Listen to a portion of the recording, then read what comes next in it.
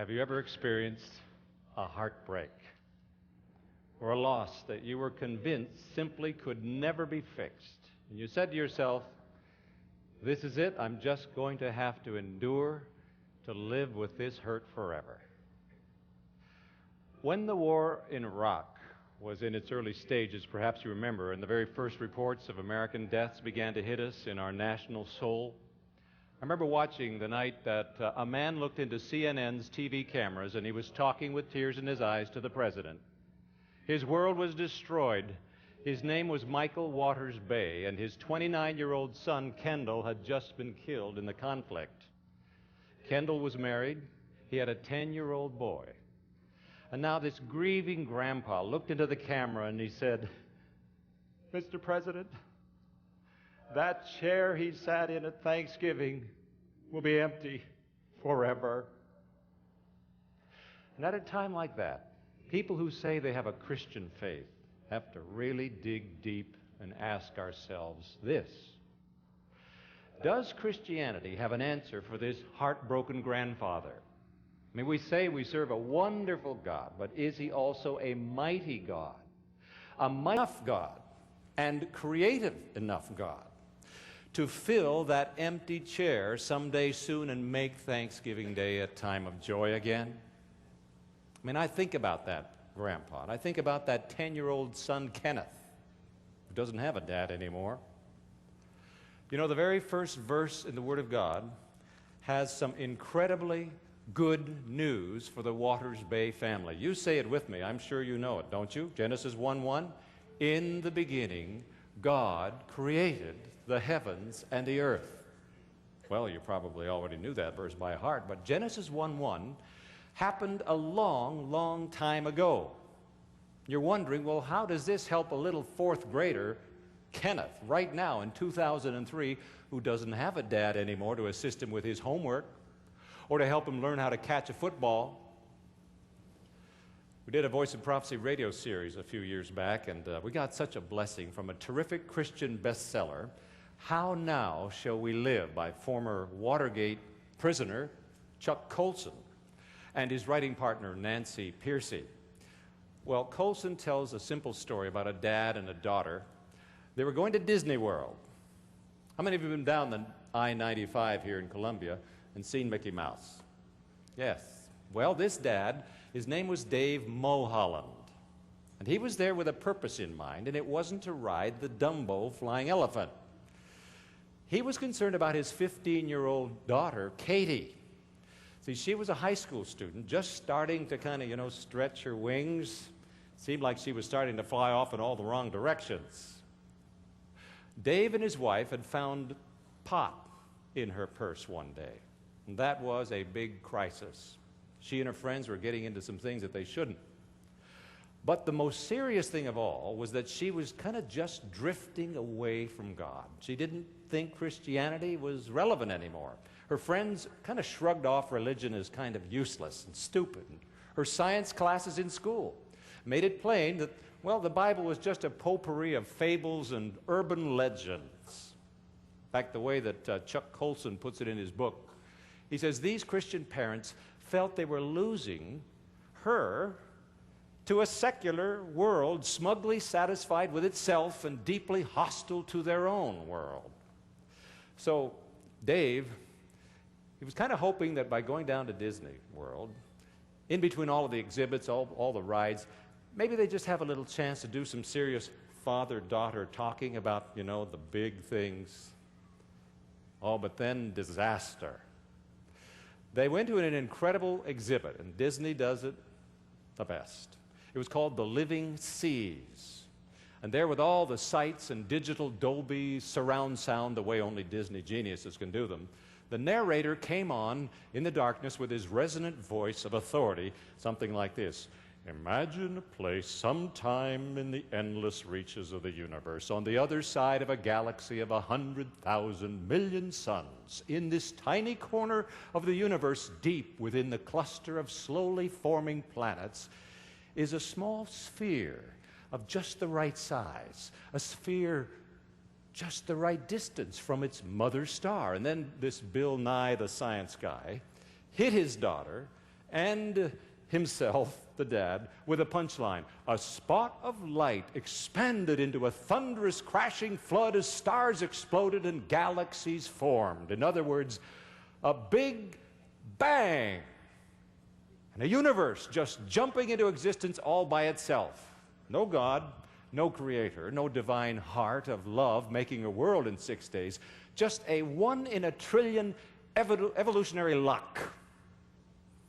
And now Dave Mulholland was really sure he was sunk. But he took his daughter outside, and he bought her an ice cream cone, and they sat down on a park bench, and he tried to cut through what they just heard and try to figure it out. Katie, sure you're asking, is there a God out there who can do all the things the Bible says he can do, or did we just slowly find our way here tonight to Columbia, South Carolina, all by ourselves by millions of years of upward evolutionary migration? And what this dad on that Disney World bench tried gently to explain to his girl was an immutable law of the universe, that everything that is designed has a designer. That's it. I mean, if you're driving along Interstate 90 with your family on a vacation up there in South Dakota, and you suddenly look up and you see the heads of all 4 U.S. presidents carved out in the granite, I mean, no one with a brain says to their family, "Oh, look, kids, look what the wind and the rain and the snow and the eons of time and the erosion of drip, drip, drip caused to show up. Why, there's Washington, and there's Lincoln, and there's Jefferson, and even Roosevelt, all by blind luck." No, you don't say that. You know that an architect named John G. Borglum came by with a pretty big rock hammer and a designer's vision. You know, a good 200 years ago, English theologian William Paley, he posed it this way. If you're walking along a beach and suddenly you bend over and you pick up a beautiful watch ticking away and keeping good time, you don't say to yourself, "Amazing, what the waves and the pounding surf will fling together if you just let enough centuries go by. Wow, a really nice Rolex. Thank you very much, currents. Thank you, tides. You know, I think I'll just keep this." No. If you're smart, you'll take out your Bible right there on the beach and you'll read from Isaiah chapter 40, verse 26. "Lift up your eyes on high and see who created these things, who brings out their host by number. He calls them all by name. By the greatness of his might and the strength of all his power, not one is missing." Ladies and gentlemen, what an increasing number of scientists are now conceding is kind of a brand new field of study. It's called ID. Anybody know what that means? Intelligent design. But that's even more true as this dad at Disney World talks to Katie about the fact that he is her dad. I mean, folks, having a child, you talk about design. Starting off with just 2 tiny cells. And then for 9 months, those cells multiply and divide, turning into all the right clusters of more cells, organs, blood, lungs, heart, brain, skin, entire systems. And then Dave Mulholland is right there in the delivery room, and his wife and he are Lamaze breathing like crazy, you know, hyperventilating, pushing, counting down to the big moment, and then all at once, you see this little life emerge. It has a face, little scrunched up face with 2 eyes, a nose, 2 ears, and a very noisy little mouth and vocal cords. And Daddy says to himself, "This is a designed miracle. This child is fearfully, wonderfully made. Marvelous are the works of God," as Psalm 139, verse 14 says.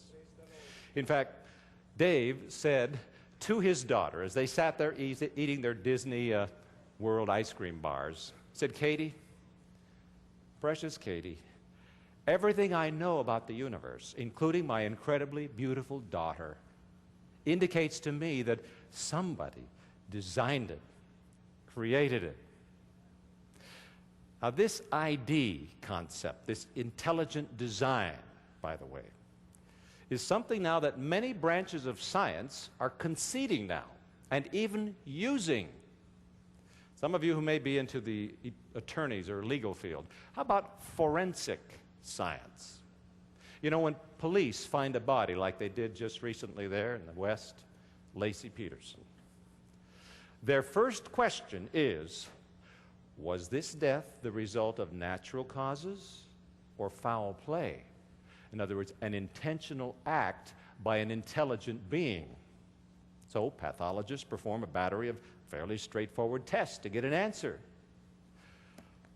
Those of you who watch Law and Order, CI, which I understand, I guess, stands for criminal intent.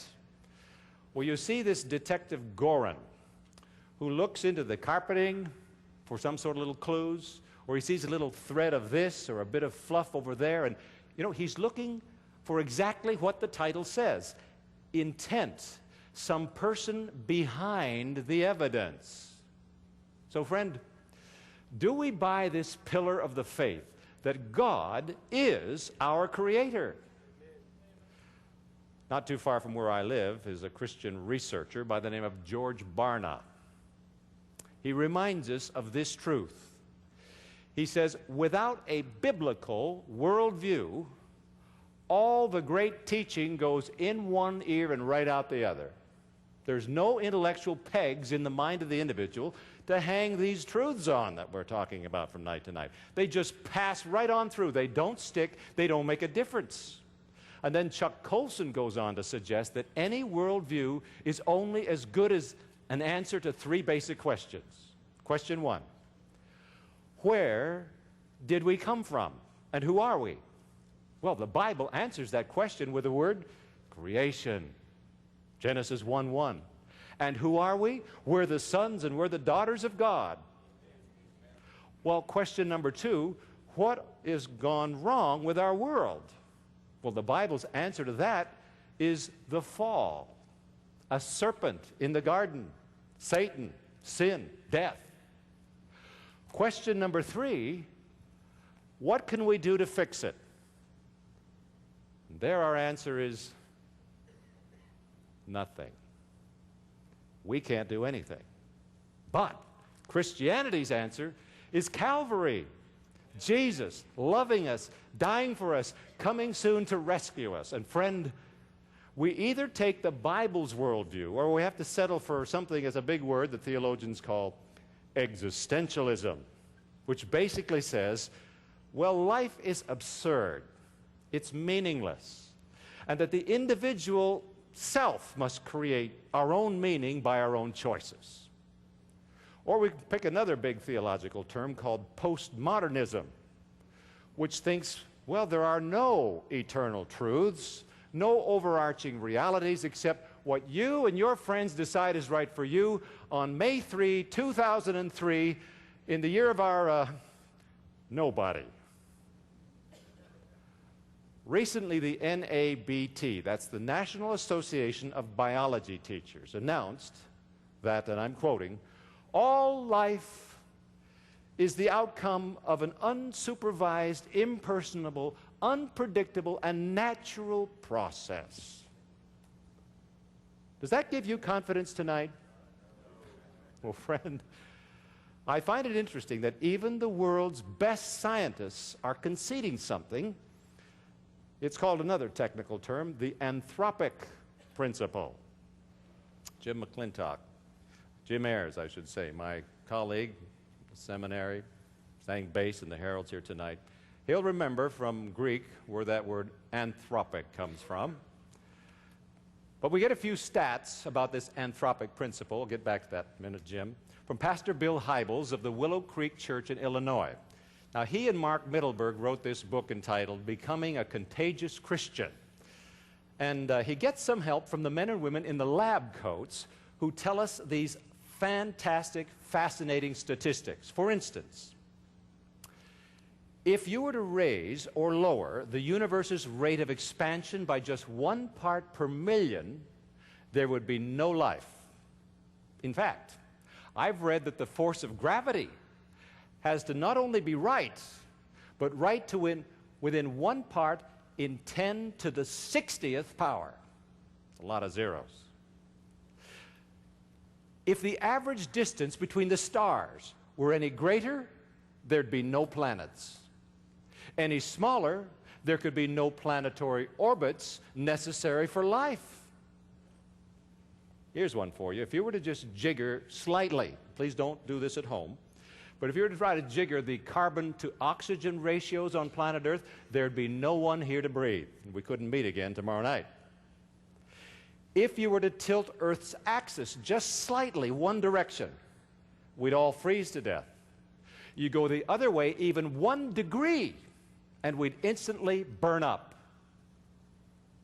You know, a few years ago when Jeannie and I and Phil Draper were on a mission trip with some of our Voice Prophecy team, we went to the Philippines. I honestly thought someone had tipped the Earth toward the sun a few degrees, or at least our hotel room. That was the same day the air conditioning in our van broke down. But friend, listen, this planet was designed by a loving God who wanted you and me to be here tonight. Amen. Do you know that we are absolutely the perfect distance from the sun? 93 million miles. You learned that in the 4th grade. Any closer, that wouldn't be good. Any farther away, and it wouldn't just be a cold winter, it would be all winter, as in deep freeze for the human race. Oh, and what about this thing they call DNA? You talk about design. All of the scientists and genome researchers know it, but let me make it even more personal for you. You know, folks, someone must have gone to an awful lot of effort to make things just right so that you and I could be here and enjoy life. Folks, listen, modern science points to the fact that we must really matter to God. By the way, did you know that the origin of the word anthropic, Jim, it comes from a Greek word called what? Anthropos. I haven't been to the seminary for a good many years, so most of these linguistic tidbits, I do have to get out my great big fat Greek dictionary, but the word anthropos is one of the first words I ever learned in Greek. It actually means human being. And that's it. This anthropic principle that scientists talk about simply reiterates that God cares about human beings and has built this world just for our survival. Oh, here's an important P.S. for to prayerfully consider. The Bible earnestly invites us to worship God precisely because He is our Creator. Did you know that? In fact, right in the heart of the book of Revelation, which is God's last day message for this generation, that mighty first angel of chapter 14 has this invitation: fear or respect God and give Him glory, because the hour of His judgment has come. Worship Him, notice, who made the heavens, the earth, the sea, and the springs of water. Back in chapter 4, we find a mind-boggling scene in heaven where all the holy beings who have never sinned worship Him constantly. And they say this in verse 11 of chapter 4, "You are worthy, O Lord God, to receive glory and honor and power." And why? "For you have created all things, and by your will they were created and have their being." You know, I'll let you in on a tiny secret. In this same book I just mentioned that Colson wrote, Colson quotes from a physicist. Any physicists out here tonight? This physicist, you'll know, his name is Heinz Pagels. He authored a report entitled A Cozy Cosmology, and it appeared in the Sciences magazine. You know what this physicist suggests? He says this, and this is not a religious person or a religious magazine. He says, if our universe appears to be tailor-made for life, the most straightforward conclusion is that it was tailor-made, designed, created by a transcendent God. And then this physicist quietly confesses that, you know, in their hearts, many scientists know it, but they kind of find that conclusion unattractive. And so they twist their own logic into pretzels, coming up with things like a theory of multiple universes to get around the problem. In Pagel's own words, and I'm quoting again, it is the closest that some atheists can get to God. In other words, atheists are squirming every which way to avoid the obvious. End of quote. Some of you scientists might recognize this name, the well-known astronomer, Sir Fred Hoyle. He once calculated that the odds of life just showing up, just sparking itself into existence, would be the same as lining up many, many, many blind people. In fact, here we go again, 10 to the 50th power this time. Now that's a lot of people out there in a row.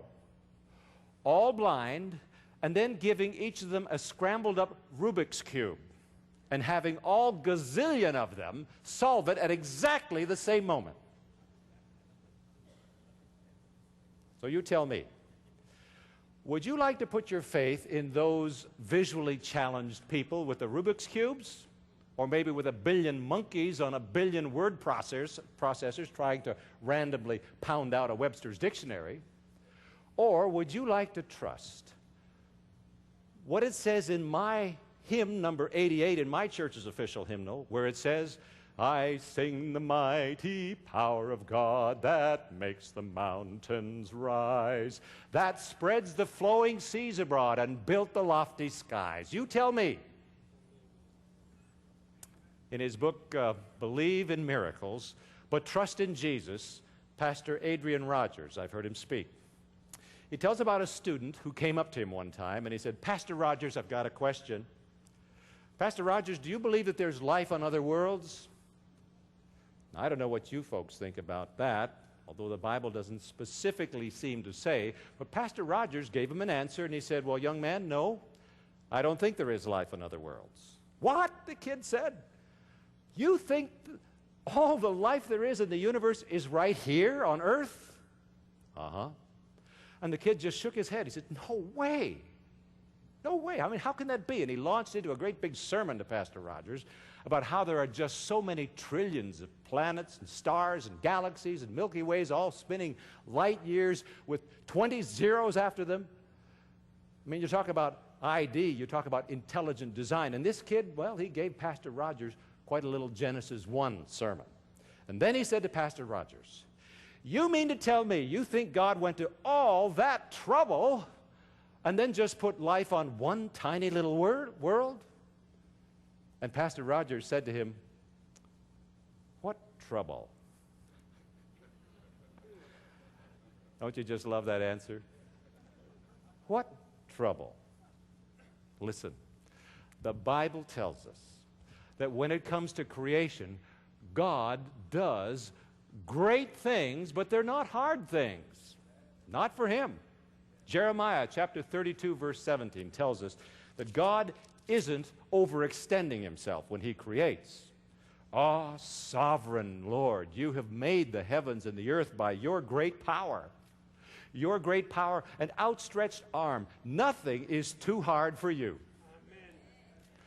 And let's put up on the note board, for you scientists here tonight, that the first law of thermodynamics, remember what that is? The conservation of matter? Actually, folks, works in favor of the power of God. Chuck Colson, again, I'm quoting. Matter cannot just pop into existence or create itself. Oh, but friend, matter can pop into existence when God clears his throat and says, let there be a world. There's a real cute little Reader's Digest story. My wife buys those, and I hardly have time to read them, but there is a story about, great little story about, you know, all the great scientists of the earth with their gene-splicing lasers now. They looked up the sky at one day and they said, you know what, God? God, we really don't need you anymore. You say you're the creator of life. Well, now we've caught up. You make people, we can do it too. And they went ahead in the Reader's Digest and challenged God to a man-making competition to be televised on ESPN. And you know, God didn't get angry. You know, when we have questions or even when we challenge him, he patiently demonstrates his power and his plan. So God said to the men in their lab coats down there, all right, let's do it. I'll make a man out of dirt, again, and you do the same.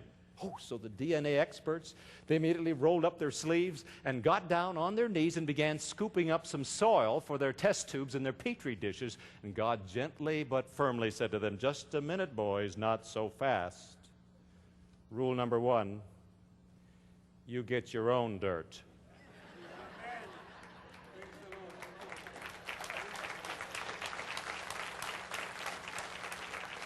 Well, that's a fun story. But maybe you say, wait a minute. What about the mutation of species over great spans of time? I mean, isn't that an argument for evolution? But as I read some of the scientific journals, and maybe you have too, maybe you've discovered that most mutations are like typos in a report or bugs in a computer program. They don't make things slowly better. Instead, you have a downward spiral into mistakes and nonsense. In fact, that's the second law of thermodynamics, that our universe is slowly wearing down, disintegrating. It's not spiraling upward into higher levels of complexity. And Coulson writes in his book, the same is true of errors in the genetic code. Most mutations are harmful, often lethal to the organism, so that if mutations were to accumulate, the result would be more likely to be devolution than evolution. Don't you like that? Luther Burbank, the great genetic researcher, he coined an expression or law called, here we go to science again, the reversion to the average. The reversion to the average. Most organisms, he reports, stay true to type. They don't stray from the blueprint. Variations tend to be very, very minor. In other words, most monkeys seem to stay monkeys. I remember last year, we Californians have a couple of baseball teams there. When the San Francisco Giants' Barry Bonds started off last year's baseball season with 2 home runs in the first game and 2 in the second game. Wow! I mean, extrapolating off of that, in a 162-game season, you could figure that Barry Bonds could hit 324 dingers a year.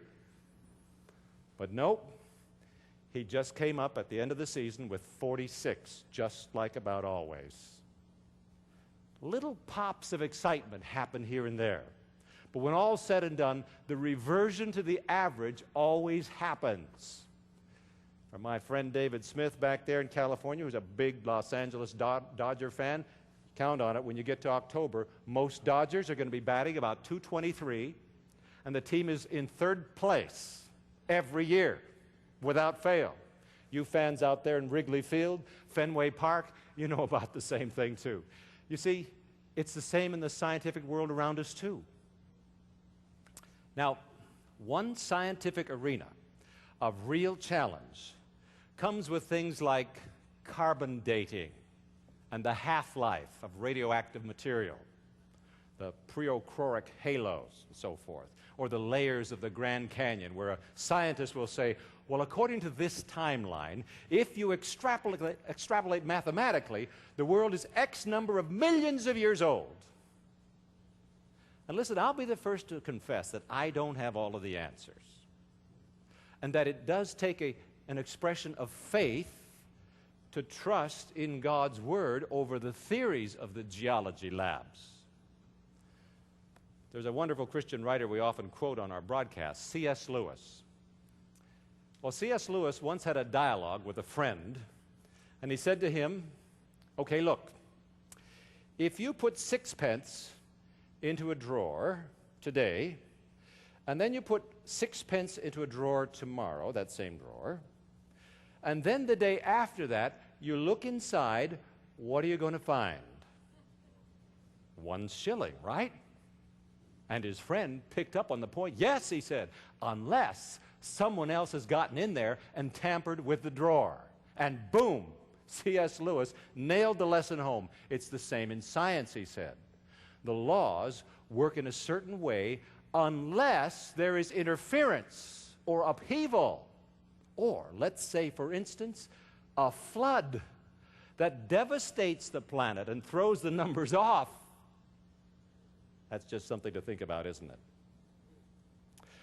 I want to tell you tonight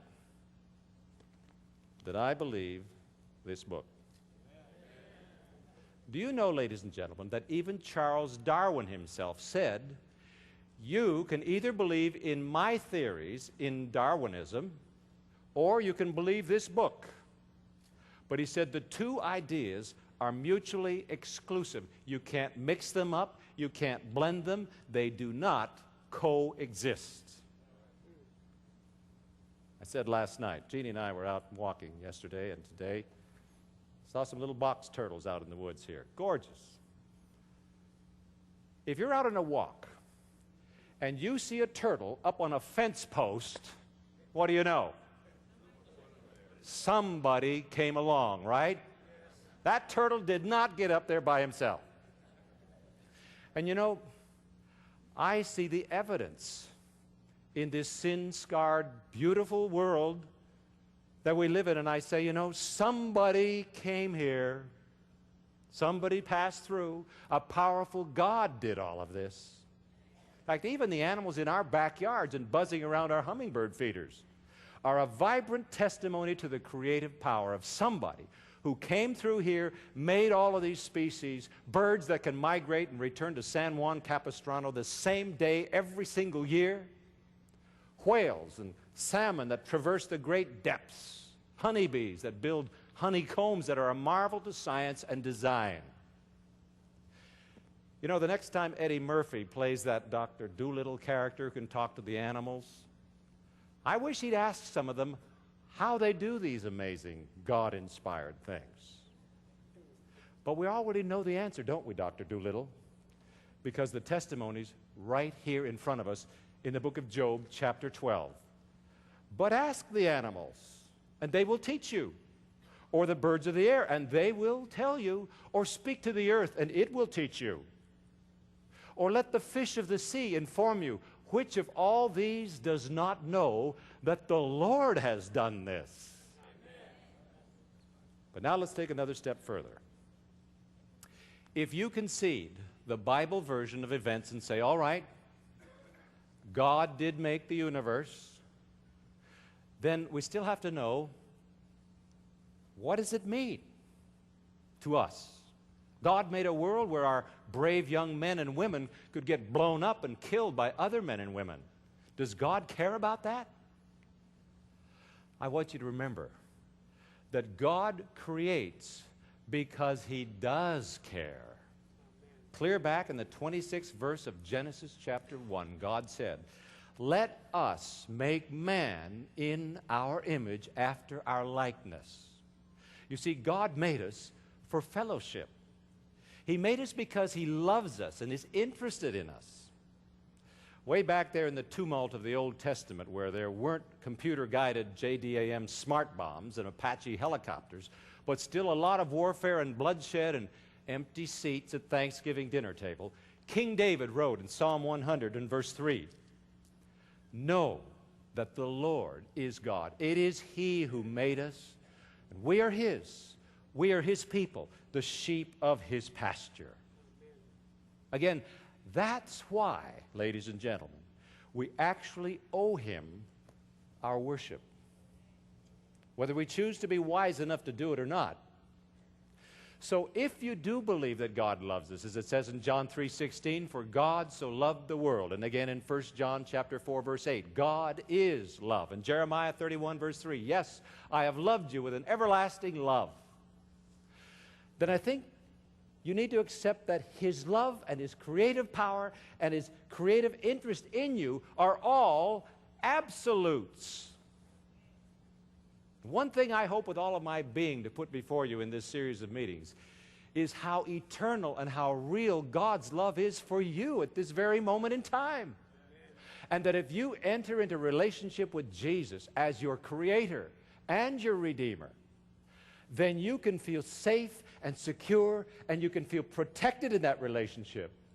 Friend, if you get saved tonight, if you accept Jesus as the Lord who made you and loves you, then you can know that you have it. You can know that salvation is yours. John 5:24 is one of my favorite verses in all of the Bible. I hope to put it up on the screen here. It has Jesus saying this to his friends. Says it to me, Lon. Says it to Jim. Says it to my wife, Jeannie, Nakani, and the rest of our team here. He said, friend, I tell you the truth. Whoever hears my word and believes him who sent me has eternal life and will not be condemned. He has crossed over from death to life. And the Bible doctrine of creation also makes it clear, doubly clear, that a God with that much love and that much power just will not let you go. You're His. You can know that you're His. You can know that your salvation is safe with Him. Notice this in Romans chapter 8 and verse 38. I am convinced, Paul writes, that neither death nor life, neither angels nor demons, neither the present nor the future, nor any powers, neither height nor depth nor anything else in all creation will be able to separate us from the love of God that is in Christ Jesus our Lord. And what does that have to do with our grieving father, whose son was lost there in the dust and the blood of Iraq? Simply this. The creative power of God is enough to bring young Kendall Waters Bay back to life again. Amen. That chair at the great banquet table doesn't have to be empty for all eternity, because the same Creator who brought those cells together the first time can easily do it again. There was a wrenching story in the Los Angeles Times written by Nora Zamichow about how these young men of ours and young women over in the military, they had to make wills before they headed over to the war theater. You know, there's something obscene, really, about a 19-year-old soldier making out a will, writing down, well, who's going to get my boombox and my dirt bike and my PlayStation? I mean, these are just kids. They weren't giving away Wall Street portfolios and luxury yachts and Lenox China. In fact, some of the soldiers joked that, well, Uncle Sam paid them so little, there was hardly anything to give away. But those jokes were hiding the pounding pulses of those young Marines, the tears of their brides. And sadly, already, some of those wills are having to be put into effect now. But friend, God promises to make it right one of these days, doesn't He? Amen. Isaiah 26 and verse 19 says, but your dead will live, their bodies will rise. You who dwell in the dust, wake up and shout for joy. I, from time to time, have subscribed to Newsweek magazine, and Anna Quindlen is a wonderful columnist in Newsweek. Anna Quindlen describes a bad Monday that she had with her daughter a little while back. You see, first of all, on that day, they went to a funeral. Well, that was bad. But then a cell phone call had them rushing to the hospital where another friend was in the valley of the shadow of death. And right after that, it was a trifecta of tears because their cat was poisoned. So they were speeding to the vets to deal with that. Well, finally, it was bedtime. What a day. And Anna, good mom that she is, she tucked her little girl and she put her into bed. She said to her very, very quietly, well, honey, this was a tough, tough day. But, sweetheart, look at it this way. We'll never go through a day like this again. That was September 10, 2001, Monday. September 10. And the Quindlen family lives in New York City. The very next morning, we all know how death invaded our world like never before. And in Ms. Quindlen's words, the day America's mind reeled, its spine stiffened, and its heart broke. Some of you here tonight, or watching at our various downlink sites, you might have had a loved one in those Twin Towers, or in the Pentagon, or in one of those 4 planes. And when the hijackers' plane sliced into that World Trade Center, someone you loved was just suddenly gone. In one fiery moment, gone. Wasn't anything left. No traces, no DNA, no cells, and no record. I mean, we all read how those firefighters, truly New York's finest, they started to write their names and their social security numbers on their own forearms, just in case someone later had to hunt through rubble for their remains. But here, your loved one is simply gone. Nothing is left for God to work with. How can He clone them or recreate them? Well, friend, let not your heart be troubled. Does God need a lab? Does God need DNA? Did He make Adam out of DNA? Or can He just speak the word and have the person you love and miss so much instantly come back to life? Maybe they were lost at sea. Maybe they've been resting in a casket for many years now. Friend, that's not a problem for God, because He's a creator God who loves to create and recreate life for those who love and worship Him. I want you to say this great Isaiah promise of creative power with me as we close tonight from Isaiah 65, 17 and 18. Everyone, behold, I will create new heavens and a new earth. The former things will not be remembered, nor will they come to mind. But be glad and rejoice forever in what I will create. For I will create Jerusalem to be a delight and its people a joy. Amen. And for all of you who have a tombstone in your life right now, what beautiful words these are in Isaiah 65:19. I will rejoice over Jerusalem and take delight in my people. The sound of weeping and of crying will be heard in it no more. Friend, this is the first in a three-part series. Don't miss next week. God has a plan. God's in control. And before we close tonight, this good word, in the end, we know who wins. Did you know the Creator knows you by name, friend? Long before you were born, He had a plan for your life. And that your being here tonight is a continuation of that divine plan.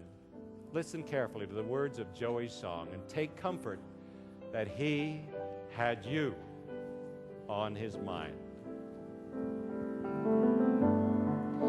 He had me on His mind long before creation was begun. He had me on His mind long before a bird had ever sung, and long before the earth was formed, long before the sky and sea, before the world was born, He thought of me, of me. He even knew my name long before I ever learned to breathe. He had me on His mind. He was thinking of me constantly, and long before I ever knew the plan that God designed, He thought of me. He had me on His mind.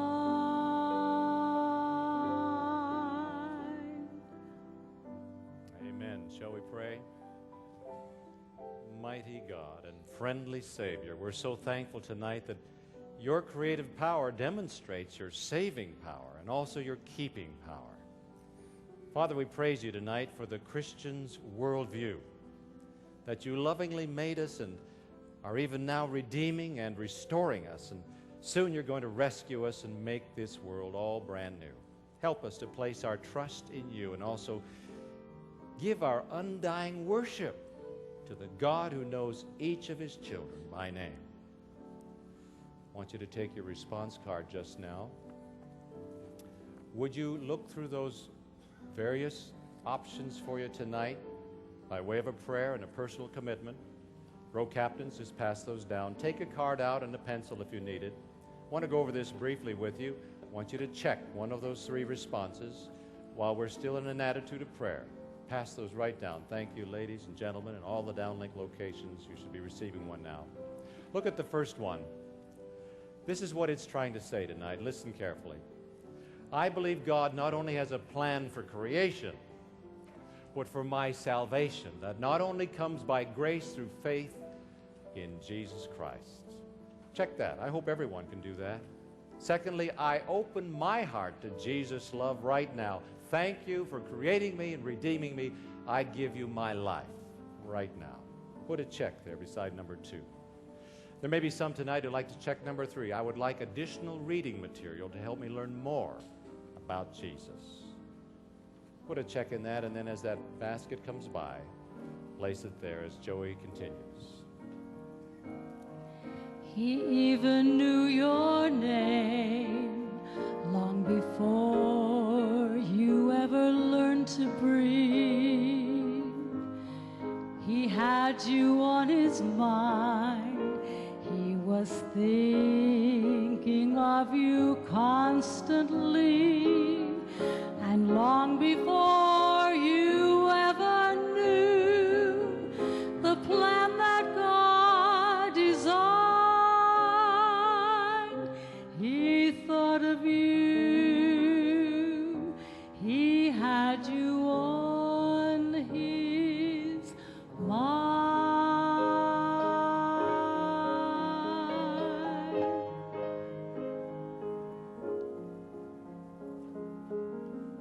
And so, Father, bless us as we close our meeting tonight.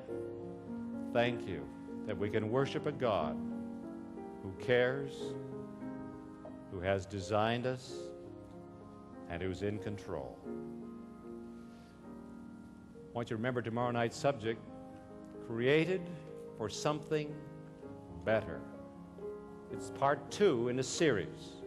Tonight, Sunday night, and then our next meeting on Wednesday night. Be sure you get them all 3 together. Brand new, beautiful.